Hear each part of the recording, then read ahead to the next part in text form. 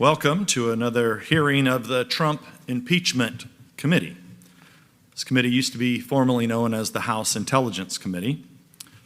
I'll begin by noting there's no reason for this hearing to be held in public except to stir up media interest in the Democrats' latest publicity stunt, their attack on the leadership of the Department of Homeland Security. The only reason Mr. Maher is here and subpoenaed here today is leverage. It's meant to force DHS to rush through top secret security clearances without the appropriate background checks. In fact, there was no reason for the Democrats to make this whistleblower complaint public at all. But of course, handling whistleblower complaints with discretion, as this committee had always done before this Congress, is not helpful for publicity stunts. So here we go again. Let's recall the Democrats on this committee were at the forefront of the Russian collusion hoax. For years, they falsely claimed they'd found secret evidence of Trump's conspiracy with Russia. They issued memos defending the FISA warrant to spy on Trump associates, and they even tried to get nude pictures of Trump from Russian pranksters. They also touted the credibility of the Steele dossier that they had paid for themselves, the Democratic National Committee and the Clinton campaign. They even read the Steele dossier into this committee's congressional record during hearings in the past. After a 2-year investigation, however, Special Counsel Mueller failed to find the secret collusion evidence the Democrats claimed to secretly possess. And since then, we've learned that the Steele dossier the Democrats championed was a mix of fake stories, rumors, barroom gossip, and jokes collected by a suspected Russian spy at the behest of the Democratic National Committee and the Hillary Clinton campaign. Furthermore, the Department of Justice Inspector General found the FISA warrant application that the Democrats defended for years was riddled with mistakes, omissions, even withheld exculpatory evidence, and relied on a doctored email hiding a Trump associate's past cooperation with the U.S. intelligence agency. The Democrats have not called a single hearing to investigate any of these issues, even though this committee is supposedly dedicated to overseeing the intelligence community and investigating abuses. They've held a hearing on global warming, but don't care about documented corruption of the FISA process or suspected Russian agents compiling political dirt for the Democratic Party. After Mueller testified to this committee and again failed to expose the mythical collusion conspiracy, the Democrats suddenly switched tracks and impeached President Trump based on an anonymous whistleblower complaint from a bureaucrat who we later learned had coordinated his attack with the Democratic staff of, you guessed it, this very committee. Despite the Democrats insisting they had never had any contact with this whistleblower. Although the Democrats brought our oversight work to a halt for months and completely transformed this committee into an impeachment committee, even holding ridiculous secret depositions that were leaked nightly to their media stooges, followed by public show trials with the witnesses they found most useful. The impeachment of the House was such a transparent fraud that not a single Republican voted for it. After the collapse of the Russian collusion hoax and the failure to oust President Trump via impeachment, the Democrats suddenly ginned up a new investigation, issued their usual slew of press releases, and have now forced us into an open hearing. And it's certainly amusing that although this complaint is supposed to be handled by the Inspector General first, the Democrats have dispensed with the IG as an unnecessary middleman. Probably because the IG investigations take time and the Democrats are operating on an election deadline. This all has a familiar ring to it. Almost all the Democrats are following a playbook. I would note that usually you don't follow a playbook from a game that you've lost multiple times. But once again, they are pushing into the limelight a complaint by a whistleblower. Small world. It may seem that the whistleblower has some credibility problems. After all, the whistleblower sent an email directly contradicting his allegations. Furthermore, the Democrats themselves called him a liar just a few weeks before he filed his complaint. Even threatened to criminally refer the whistleblower. But now, suddenly, he's their star witness. Nevertheless, I doubt my Democratic colleagues will breeze right past these contradictions and that the media mouthpieces won't draw any attention to these awkward problems, just like they'll ignore the testimony of multiple career officials delivered during the interviews that we've scheduled and conducted over the last few months, which directly contradicts their new whistleblower's claims.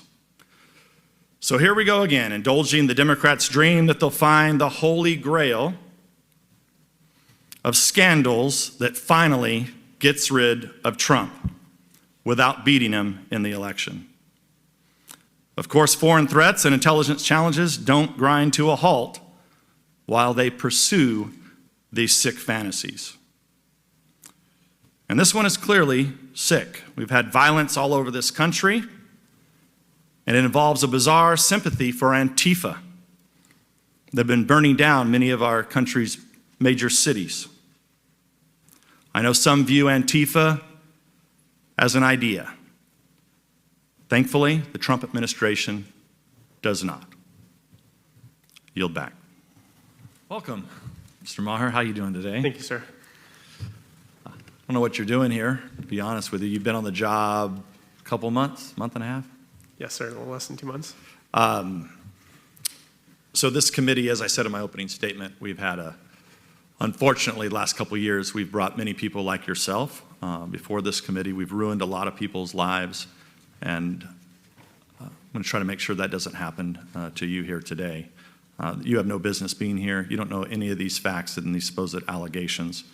But I want to take you back. First of all, where were you in 2016? I know you just came over to INA. What were you doing in 2016?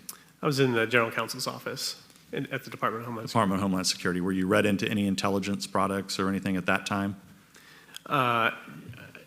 In the course of my job, I am read into some intelligence activities, yes. Okay. Are you a Russian expert of any? No. Okay. Are you familiar with any of the history of what Russia or the old Soviet Union has done throughout the last 70 years? I wouldn't describe myself as an expert in that area, no. Okay. I didn't think so. But you are aware of generally press reports, and you follow the news, I'm assuming, the last four years. To some extent, yes. Did you read, and this is not a trick question, and I know it's really boring, but did you read our committee's report on Russian active measures by any chance? I have not, no. Okay. It's great reading. You should maybe read it at some point. But in that report, we found for many decades, we kept intelligence very, very quiet. It was classified. But what we put in that report essentially is that we knew that the Russians, and before that, the Soviet Union, were always actively involved in election interference. In fact, during the Obama administration, the Russians did a whole bunch of election interference in other countries. And then, of course, they were doing what they usually do to this country. It was nothing new. We always knew about it. That intelligence was shared with this committee. But in early 2016, the Republicans on this committee had become so concerned about the inaction by the Obama administration on Russia. It became so peculiar and odd that Russia was essentially doing whatever they wanted. They'd march into Ukraine, take Crimea, they'd be involved in Syria, they'd be involved in Libya, all over the globe, and consistently the Obama administration didn't do a damn thing about it. This committee made very clear statements, at least the Republicans did, that the largest intelligence failure since 9/11/2001 was our intelligence agency's inability to understand Putin's plans and intentions. That was the Republicans in 2016.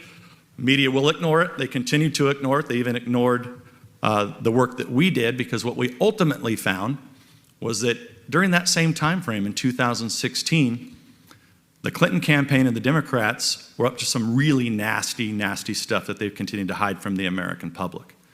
They developed and paid for a series of dossiers. They hired a former British agency through cutouts, no less.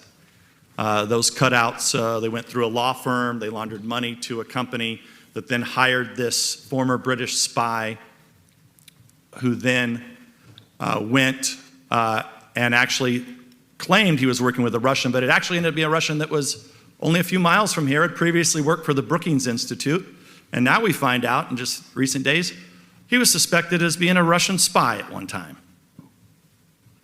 So they put together these dossiers that are, I don't know, they're called the Steele dossiers. Have you heard of the Steele dossiers? Yes. Okay. So did you read those Steele dossiers when they came out, when all those were published in early 17? I think I've read accounts of them, but I haven't read them specifically. They were fairly salacious, weren't they? Yes. Yeah. I mean, you've been a career official for how many years now? 17. 17 years, DHS, public servant, Yes. not a political appointee. Correct. Were you surprised that the FBI and Department of Justice would use these dossiers that were salacious and unverified, not my words, the words of the former FBI director, that they use them to get a FISA warrant? That's an area that I'm not an expert in, and I don't have the particular details of it, so I defer to the committee and what it's found. But the dossiers, you do know, were paid for by the Democratic National Committee and the Clinton campaign. That's what I've read. So, here we are now 4 years later, where you have the Democrats continuing to try to cover up and blame Russia for something that we knew that Russia had been doing for the last 70 years. But they decided to make it public. But you know who really interfered in the election? They did, the Democrats. They interfered in our 2016 election. They interfered in the 2018 election. They poisoned the minds of millions of Americans with their vile lies and dirt and cover-up of what the Democratic National Party had paid for and fed into our intelligence services. They used it to raise money in the 2018 election, claiming, with wild conspiracies that Trump's doing something with Russia. Even the other night in the debate, I don't know, did you have a chance to watch the debate, Mr. Maher? Portions of it. Joe Biden, their candidate, who was in the room when they began investigating Trump officials based on anonymous dirt that they had paid for. General Flynn, three-star general, former head of the Defense Intelligence Agency, paid for dirt on him, fed it into the FBI, got FISA warrants on Trump campaign officials.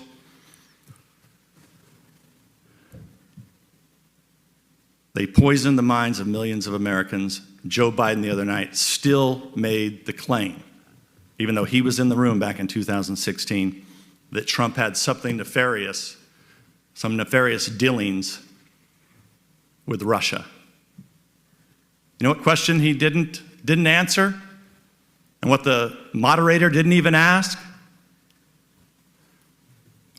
Why would Joe Biden's son get $3.5 million from a Russian oligarch closely tied with Putin?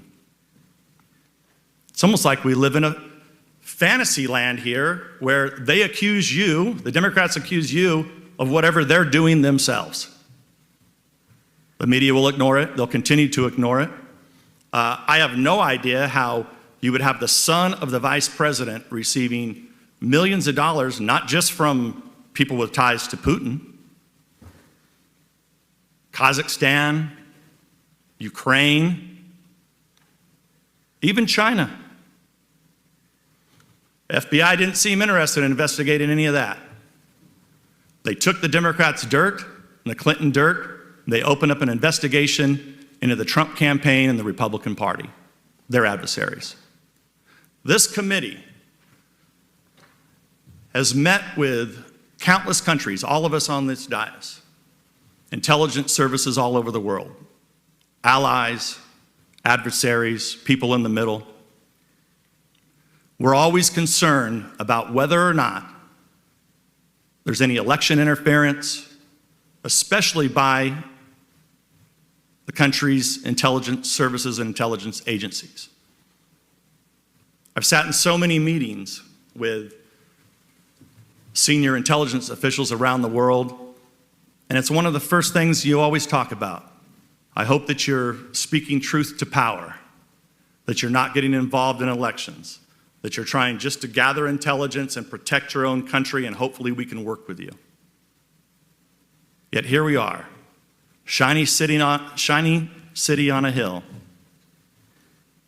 and the Democratic Party corrupted our intelligence services. And I'm really sad that you're here today, Department of Homeland Security, which, we have, granted, we have some small jurisdiction over you, but we're really supposed to be making sure that our intelligence agencies are protecting this country. And look, I don't have all the details yet. We've been doing lots of transcribed interviews from your employees and officials that work for you, but I know this much. Cities are burning all over this damn country. And Antifa is not an idea. And I expect the Department of Homeland Security to do what they can to protect our federal property, statues in this city just a mile from here, torn down, all over the country, torn down. Even of African-American leaders were torn down. Doesn't the Department of Homeland Security, Mr. Maher, this is a simple question, but I'm going to state the obvious here. Don't you have a responsibility to protect federal property? Yes, we do.